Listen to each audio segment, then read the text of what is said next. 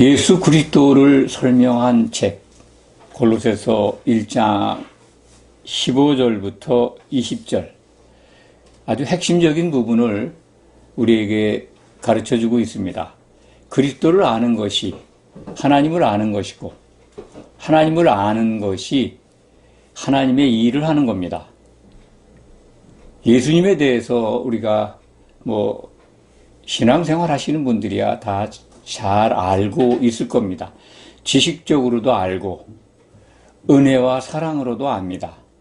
오늘 말씀을 통해서 우리는 예수님의 본질적인 것들, 그것을 좀 더 자세하게 그리고 구체적으로 알게 되는 그러한 시간이 되었으면 좋겠습니다. 골로새서 1장 15절에 보면은 그는 보이지 아니하는 하나님의 형상이다. 하나님의 형상 그러면 하나님의 겉모습입니다. 우리가 이제 형상과 모양을 오해하고 있는데 기회 있을 적마다 말씀을 드렸습니다. 형상은 겉모양이다. 외모입니다. 예수님의 모습을 보고 하나님의 모습을 우리가 볼 수 있다는 겁니다. 하나님은 영이시니까 보이지 않습니다. 그래서 보이지 아니하는 하나님, 그 보이지 아니하는 하나님이 예수님으로 우리에게 나타나셨다는 말씀입니다. 독생자로 오셔서 맏아들이 되신 예수님, 사람의 몸을 입고 오셨죠. 성령으로 잉태되셨고 그래서 피를 가진 사람으로 오셨습니다. 이 사람의 형상이라고 하는 말 속에는요, 피가 있다는 뜻입니다. 사람 피가 있어야 살잖아요. 이 영과 육체가 다른 것, 육체 안에 피가 있다는 겁니다. 하나님은 영이시니까 형체가 우리 육안으로 보이지 않습니다. 육안으로 보이지 않는 하나님의 모양이 영입니다. 그래서 이제 형상은 외모고 모양은 영이다. 이렇게 간단하게 정의하고 계시면 됩니다. 형상은 육체이고 그 안에 혼이 담겨 있죠. 피가 있습니다.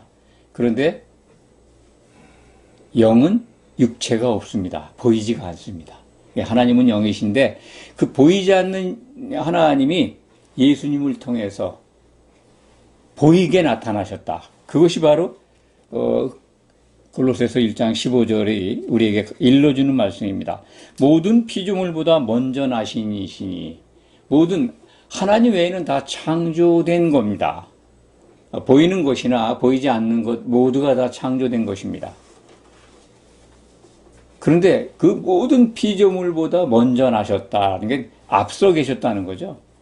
이 부분이 이제 먼저 나셨다는 뜻은 신약 성경에서 맏아들이라는 뜻입니다. 처음 났다. 초태생이죠. 장자입니다. 부모 밑에서 제일 먼저 난 아이가 장자, 맏아들, 아들인 경우에 그렇게 호칭을 하는데 이 부분은 이제 18절에도 죽은 자들 가운데서 먼저 나시니 이때 설명드리기로 하고 모든 피조물보다 먼저 나신 그 부분이 16절에 가면 만물이 그에게서 창조되되 창조주라는 겁니다. 예수님이 하나님과 함께 계셨으니까. 요한복음 1장 1절 적어도 2절까지 기억하신다면 이 말씀이 선명하게 이해가 될 겁니다. 하나님이 태초에 하나님이 만물을 창조하셨다고 하는 창세기 1장 1절의 말씀과도 연관이 됩니다. 이 형상과 모양, 겉모양과 내적 본질 뿐만 아니라 이 창조와 제조 이 부분을 골로새서 1장 15절, 16절 이 사이에서 설명을 드려야 될 것 같습니다. 여기 창조하셨다. 사람을 창조하시는 계획을 하나님은 창세기 1장 26절에 이렇게 선언합니다. 우리가 우리의 형상과 모양을 따라 사람을 만들고, 잘 기억하실 겁니다. 만든다고 하셨습니다. 창조가 아닙니다. 그들로 하여금 만물을 다스리게 하시자 했는데 창세기 1장 27절에 가서는 그냥 형상대로만 창조하십니다. 그 대목이 창세기 1장 27절에 분명히 나와 있습니다. 26절에는 만들자고 제조, 영어로 말씀드리면 make죠. 그런데 27절에는 창조를 하십니다. 크리에이티브 합니다. 근데 사람, 곧 아담 한 사람을 창조하는 게 아니라 남자와 여자를, 암컷과 수컷을 창조하시고 28절에는 이제 그들에게 복을 주시며 생육하고 번성해라 라고 복을 주십니다. 그렇기 때문에 하나님의 원래 계획은 형상과 모양을 따라 만드는 거였습니다.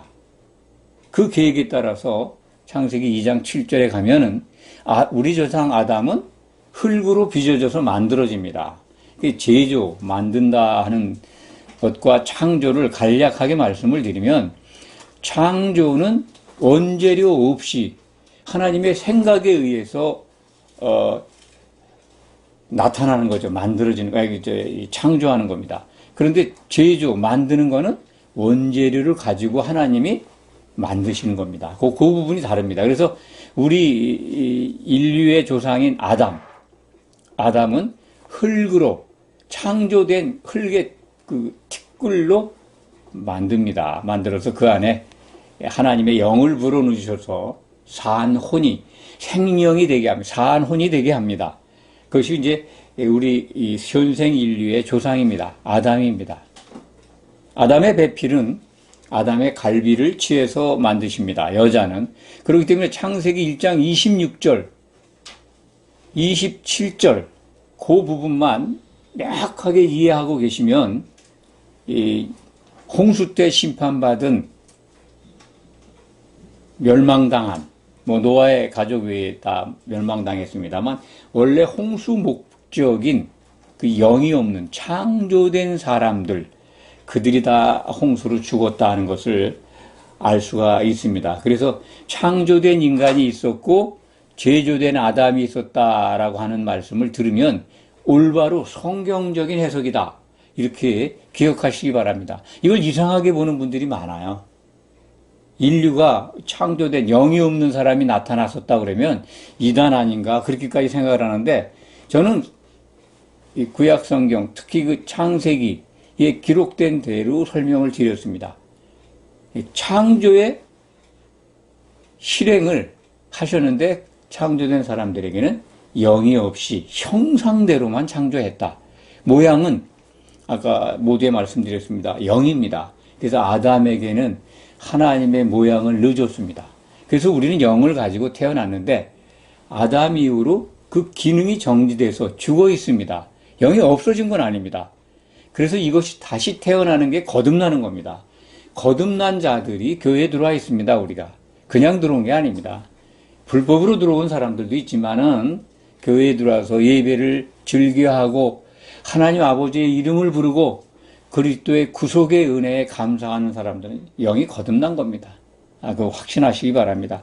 16절 보면은 만물이 그에게서 창조되되 설명을 드렸습니다. 하늘들과 땅에서 보이는 것들과 보이지 않는 것들, 보이지 않는 것들도 다 창조하셨다는 겁니다. 만물 그러면 이제 천지 만물이지만 일단 우리는 좁게 생각하면 성도들로 생각하시면 됩니다. 사람들, 만물이. 교회 안에 들어와 있는 성도들을 만물로 표현하는 경우가 신약 성경에 많습니다. 오늘은 일단 천지 만물, 그렇게 넓은 의미에서 이해하셔도 됩니다. 모든 것들, 보이지 않는 것들까지 다 예수님 때문에 창조됐고 그를 위해서 존재한다는 겁니다. 아주 16절이 우리에게 던지는 메시지가 아주 중요합니다. 사람은 각자 너무나도 뛰어난 지능과 지혜를 갖고 있어서 자기 지혜와 지식을 가지고 살려고 합니다. 그게 자아입니다. 그래서 자기를 위해서 살아갑니다. 누구나 다 그렇습니다. 그런데 성경은 너 자신을 위해서 사는 게 아니라 그리스도를 위해서 사는 것이다라고 선언합니다. 그를 위해서 창조됐다는 겁니다. 내가 존재하는 것, 여러분들 성도님들 각자가 존재하는 이유가 예수 그리스도를 위해서 존재한다는 겁니다. 이게 16절에 그로 말미암고 예수님으로 말미암아서 창조의 목적이 되어서 창조가 되었고, 존재하는 우리는요, 참 인정하기 어렵습니다만 내가 지금 숨쉬고 사는 게 예수님을 위해서 산다는 겁니다.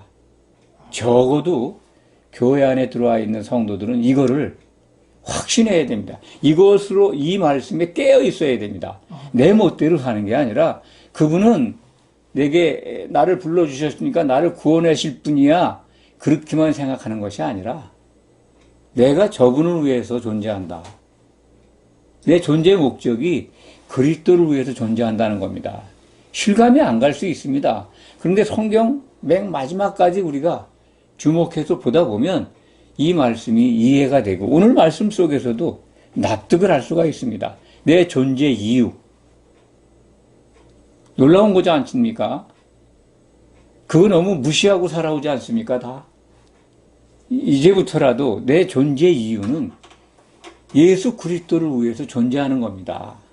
그래야 성공한 인생이 되고 하나님의 기쁨이 되고 우리가 감당할 수 없는, 상상도 할 수 없는 존재의 이유, 기쁨, 즐거움, 이것을 받을 수 있습니다. 그것을 다른 말로 온전한 구원에 이른다는 겁니다. 이게 성경이 우리에게 일러주는 말씀이니까, 물론 예수님을 성경 말씀 속에 기록된 것만 다 알아도 충분합니다만, 사실 사람들은 예수님을 정확하게 다 설명할 수는 없습니다. 그거 인정해야 합니다. 다만 이 신약 성경에 기록되어 있는, 또 구약 성경은 예수님을 설명한 책이니까 예수님을 알려면 구약 성경을 보시면 됩니다. 근데 예수님의 더 중요한 것들, 하나님이 기뻐하시는 것들까지 알려면요, 신약 성경을 통해서 예수님을 알아야 되는데, 이 성경에 주어진 예수님에 대한 지식, 이것만 알아도 충분합니다.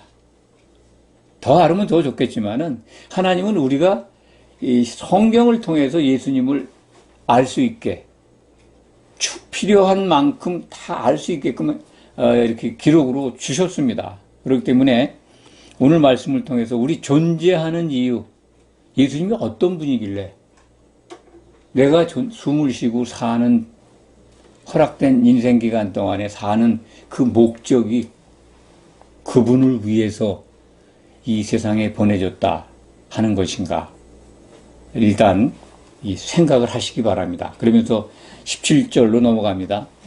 또한 그가 만물보다 먼저 계시고 만물이 그 안에 함께 섰느니라.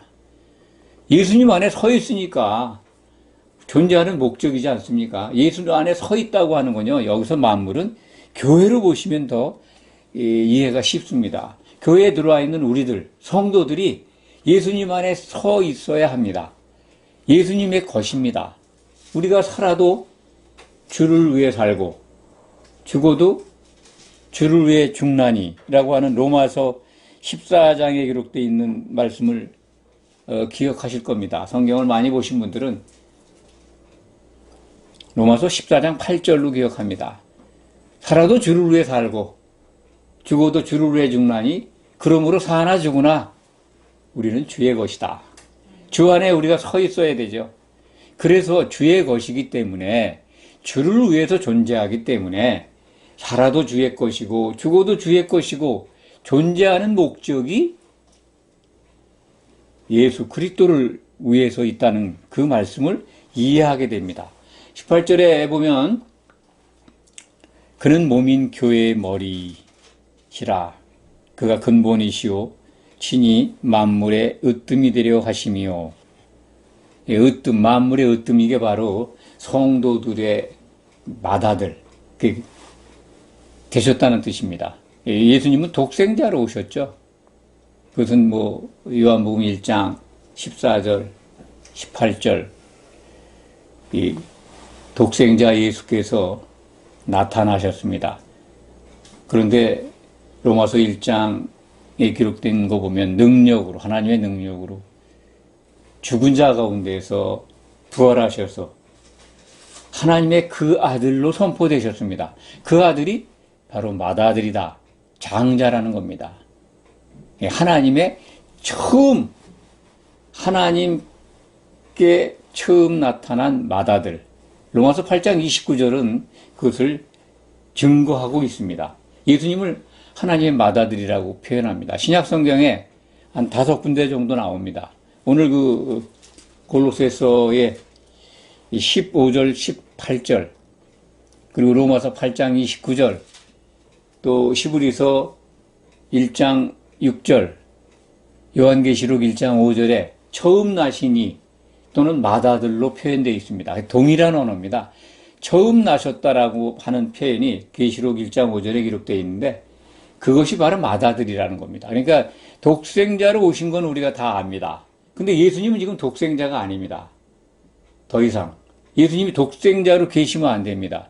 성도들이 해야 될 일은 그분을 맏아들, 명실공히 하나님의 맏아들 되게 하셔야, 맏아들이 되도록 해야 하는데 그 일을 우리 성도들이 해야 합니다. 우리가 예수님의 동생이 돼야 합니다. 하나님의 아들들이 돼야 합니다. 그래야 예수님이 맏아들이 되죠. 그 집안에. 그래서 그 말씀입니다. 그런데 몸인 교회, 예수님의 몸을 예수님은 남겨두셨습니다. 그 형상이죠. 예수님의 몸. 보이지 않는 형상이지만 성도들로 이루어지는 이 세상에 나타나 있는 것이 교회지 않습니까? 실질적으로 우리가 교회라고 하는 확정된 형상을 보진 못하지만은 성도들이 모인 예수님의 이름으로 모인 곳이 교회입니다. 그 몸을, 예수님의 몸을 교회라고 하고 그것을 남겨두셨고 그 교회를 완성하지 못하시고 교회를 세우겠다는 계획만 갖고 계시고 예수님은 부활 승천하셨습니다. 이제 그 교회의 기초석으로 사명을 다한 사도들, 그 사도들이 기초석이 되어 있는데 그 위에 우리가 세워지면 됩니다. 그 부분을 골로새서는 계속해서 1장부터 2장, 3장까지 이 예수 그리스도를 설명하면서 우리가 그리스도 안에 뿌리를 내리고 세워져야 한다는 말씀을 계속해서 강조해서 가르쳐주고 있습니다. 예, 그러니까 그 몸인 교회의 머리다. 예수님의 몸이 교회인데 예수님의 몸의 머리가 그리스도라는 걸 설명하는 거죠. 머리라는 거를 어렵게 생각하시면 하지 않았으면 좋겠습니다. 머리 그러면 이 몸에서 머리만 뛰어나가는 게 아닙니다. 몸이죠, 다 몸. 근데 여기서 말하는 머리는요, 이 몸이 누구의 지시를 받아야 되고 무엇으로 하나 돼서 움직여야 되는가 하는 걸 일러주는 말씀입니다. 그러니까 교회는 예수님의 생각에 의해서 그분의 뜻에 의해서 움직여야 된다. 그리스도 안에 있어야 된다는 거죠.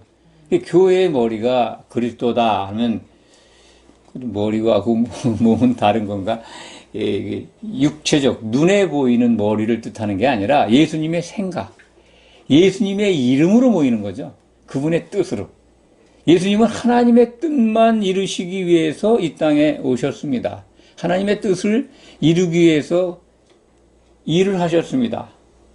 이제 우리는 예수님의 뜻인 예수님의 생각을 사도들을 통해서 우리가 받고 있습니다. 신약 성경을 통해서. 그래서 그 말을 듣고 하나님을 기쁘시게 하는 신앙생활하면 됩니다. 하나님을 기쁘시게 하는 게 뭔가? 그것은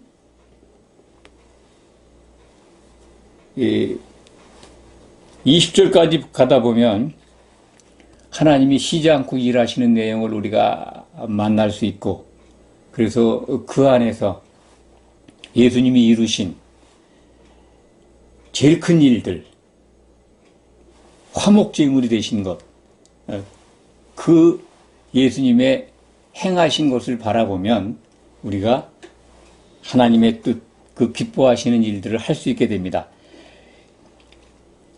19절에 보면은 아버지께서는 모든 충만으로 예수 안에 거하게 하시고, 하나님이 통치하신다는 거죠. 예수 안에서.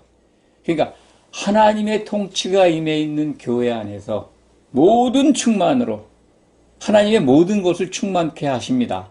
성령을 보내주셨다는 거죠. 우리가 성령 안에서, 그리스도 안에서 우리가 거할 수 있습니다. 하나가 되어갈 수 있습니다. 화목을 이뤄갈 수 있습니다. 하나님과 화평을 이루고 사람들과 하나가 되게, 성도들과 하나가 되는 일이 20절에 기록되어 있는 겁니다. 그의 십자가의 피로 화평을 이루사. 이것이 예수님이 이루신, 교회를 피로 사신 내용입니다. 십자가의 피, 이것이 처음 어디에 등장할까요? 성경에. 예수님이 죽어야 되는 거, 피를 흘려야 되는 게 처음 등장하는 게 창세기 2장 20절입니다. 남자가, 사람이 혼자 사는 것은 좋지 않다. 그래서 돕는 배필이 필요하다고 그래서 여러 에덴 동산에 만들어진 짐승들, 새들 다 데리고 하나님이 이 아담에게 보이시는데 거기서 배필을 못 찾아요. 그런 것들이 거기 성경에는 기록되어 있지 않지만 그걸 읽을 수 있습니다. 그래서 하나님께서 아담을 잠들게 하시고 갈비를 빼냅니다. 그때 피가 흐르죠. 그 피를 흘린 다음에 아담이 죽은 다음에 피를 흘린 다음에 나타나는 것이 그의 아내입니다. 예수님이 십자가에서 피를 흘리고 죽으셔야 얻게 되는 게 예수님의 짝 아내입니다. 그 짝이 누구냐? 교회입니다. 그래서 십자가에서 피를 흘리고 죽으신 겁니다. 아내를 얻기 위해서. 그래서 신약 성경은 하나님의 피로 사신 교회라고 교회를 정의합니다. 그게 바로 아내예요. 그리스도의 아내를 얻는 것. 그래서 한 몸 되게 하는 게 하나님이 창세전에 기뻐하시면서 세우신 뜻입니다. 그리고 이 일만큼 반드시 내가 성취하겠다 선언한 게 창세기 2장 24절의 말씀입니다.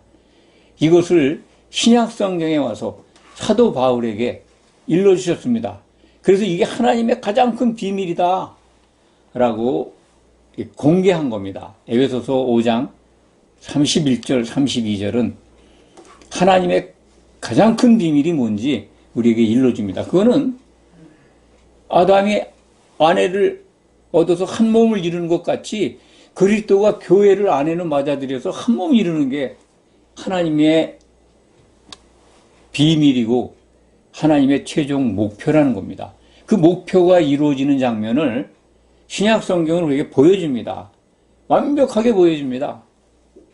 어린 양의 혼인잔치가 이루어지는 요한계시록 19장, 그걸 보시면 정말 성도들이 할렐루야를 부르고 세상에 없는 즐거움과 기쁨으로 찬송을 하고, 그리고 성경 말씀은 어린 양의 혼인 만찬에 청을 받은 사람들은 복이 있다라고 선언합니다. 가장 귀한 복이죠. 우리 성도들은 그 복을 차지해야 합니다.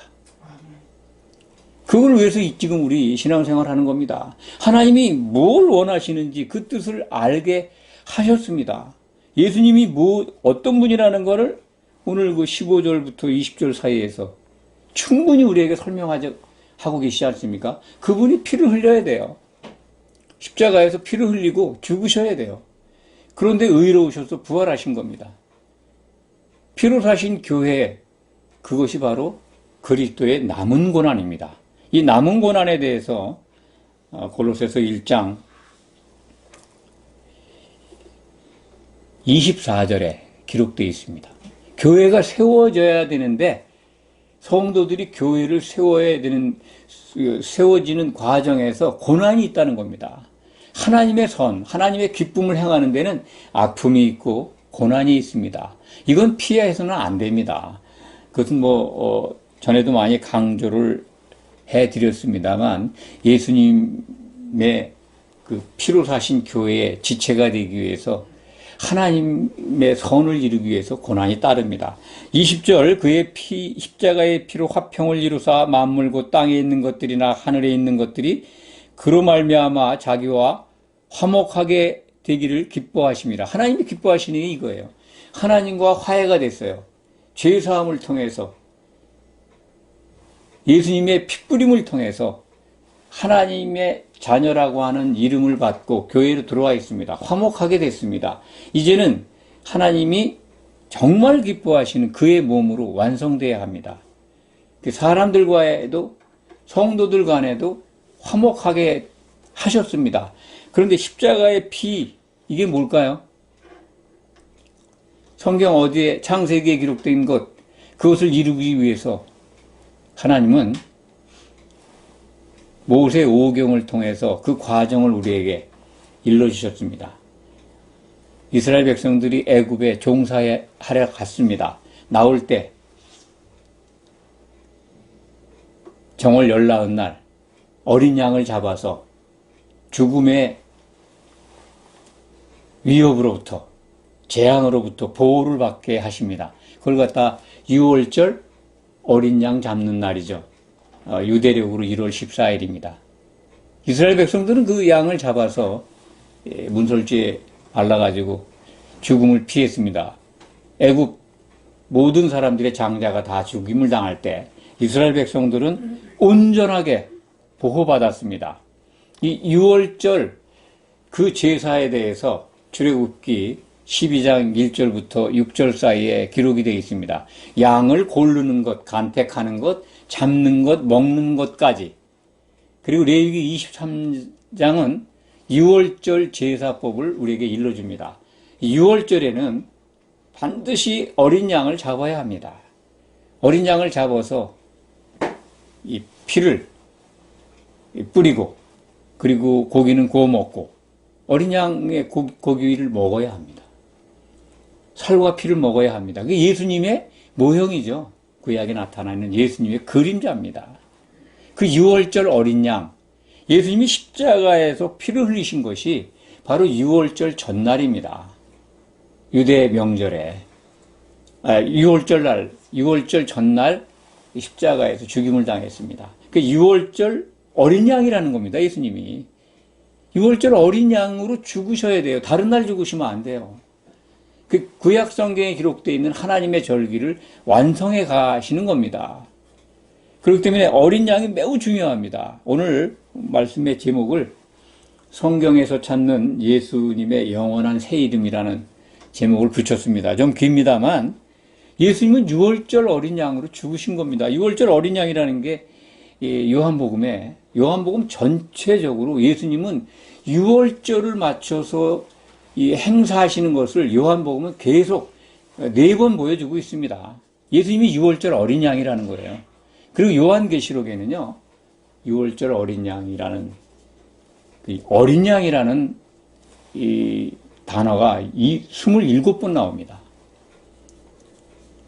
성경의 마지막 책의 결론에 예수님을 다른 예수 그리스도라고 설명하지 않아요.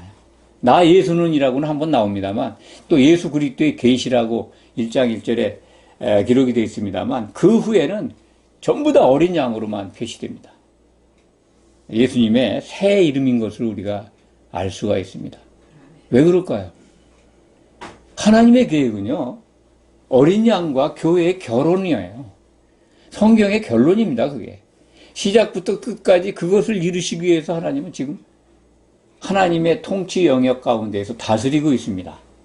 예수님이 결혼하는 것, 그것이 통치의 완성입니다. 그렇기 때문에 장가 가시는데 제일 중요한 게 피를 흘리는 거예요. 그것도 그냥 흘리는 게 아니라 6월절 날 어린 양으로 죽으셔야 돼요. 그래야 6월절 제사를 완성하고 이 장막절 때 와서 혼인잔치가 이루어지는 장막을 치시게 됩니다. 7절기가 있는데 그걸 다 완성하시게 돼요. 다시 오시면은. 그래서 오늘 그 십자가의 피로 화평을 이루신 것, 하늘에 있는 것, 땅에 있는 것, 하늘들에 있는 것들, 또 보이지 않는 곳, 보이는 곳, 뭐, 그것, 이미 이제 죽은 자들 가운데에서 대기하는 분들도 보이지 않는 곳에 있는 거니까, 성도들 가운데 낙원에 가서 쉬는 분들도 있죠. 하여튼, 그런 것까지 포함해서 십자가의 피로 화평을 이루셨다. 이 땅에 있는 것은, 여기서 신약 성경에서 땅은요, 이 부분은 유대 사람들, 유대 성도들을 지칭합니다. 그렇게만 알고 계시고, 하늘들에 있는 거는 이방인 교회에 모여져 있는 성도들 다 하나가 되게 하셨다는 거죠. 그러니까 이방인이나 헬란이나 예수 그리스도 안에서는 하나다. 그 하나를 이루어서 예수님의 몸을 완성시켜서 결혼하시겠다는 겁니다. 그것이 바로 어린 양으로 강조해서 요한계시록의 어린 양. 결국은 이제 계시록 19장에는 결혼식이 있고 21장에는 새하늘과 새 땅이 나타나는데 땅은 새 예루살렘입니다. 그것을 어린 양의 신부라고 지칭합니다. 결국은 어린 양의 신부가 새 예루살렘 성입니다. 그 성으로 우리가 나타날 겁니다. 그 성에 예수님의 새 이름으로 기록한다는 대목이 나와요. 그것이 요한계시록 3장 12절입니다. 이기는 자는 그 이후에 내가 아버지의 이름과 그리고 새 예루살렘의 이름과 그리고 나의 새 이름을 기록하리라 라고 하는 말씀이 나옵니다. 그러니까 아버지의 이름은 하나님의 이름은요, 영원한 이름이 3장, 출애굽기 3장 15절에 기록이 되어 있습니다. 하나님의 영원한 이름은요, 여호와예요. 그리고 새 예루살렘의 이름은 조금 전에 말씀드렸습니다. 어린 양의 신부 아내입니다. 그러니까 새 예루살렘 성에는 어린 양의 아내라는 이름이 세워질 겁니다. 우리가 한 몸을 이루어서 완성된 새 예루살렘 성, 그 이후에 어린 양의 아내, 신부라는 이름을 받게 됩니다. 그런데 거기에 또 한 가지 이름, 예수님이 나의 새 이름을 새긴다. 그것이 과거에 저도 신랑으로 알았습니다. 새 이름이 신랑 아닌가? 어린 양입니다. 모든 복음의 알맹이가 어린 양입니다. 어린 양이 피를 흘리기 전에 예수님이 유월절 희생 제물로 죽기 전에 베다니에서 마리아가 예수님의 몸에 향유를 붓습니다. 그런데 예수님이 그 여인을 이렇게 설명하잖아요. 제자들 가운데 저 여인이 참 비싼 그 향유를 가난한 사람들을 위해서 도와주지 않고 허비한다고 비난하니까 예수님이 가만 내더라. 저가 내 장례를 위해서 좋은 일을 했다. 이 일, 저 여인이 내게 향유 부은 이 일을 천하 어디서든지 이 복음이 선포되는 곳에서는 이것이 증거되어야 된다. 라고 말씀하셨습니다. 복음이 선포되는 곳에 가장 중요한 일이 뭡니까? 유월절 어린 양으로 예수님이 죽으셨다는 겁니다. 그래서 유월절 어린 양이 다른 절기에 죽으면 안 돼요. 유월절에 죽어야 돼요. 그래서 오늘 말씀이 이 십자가의 피 흘림이 복음의 핵심적인 내용이다. 그래서 결혼이 이루어지는데 가장 중요한 과정입니다. 그래서 예수님의 새 이름은 어린 양입니다. 왜? 교회와 결혼하기 위해서 피를 흘렸고 그 교회가 결혼을 올린 다음에 그 신랑의 이름, 예수님의 이름, 어린 양이라고 새겨져야 마땅합니다. 오늘 말씀을 통해서 예수님을 정확하게 좀 더 아는 계기가 됐으면 좋겠습니다. 하나님께서 기뻐하시는 일이 무엇인가? 우리는 어린 양의 신부로 준비되는 일입니다.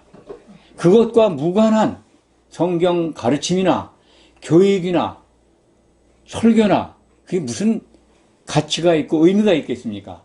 하나님이 가장 기뻐하시는 일, 그분 예수님의 결혼을 위해서 성도들이 무엇을 할 것인가, 또 교회는 어떤 일들을 해야 될 것인가를 다시 한번 깊이 생각해 보시기 바랍니다. 기도하겠습니다.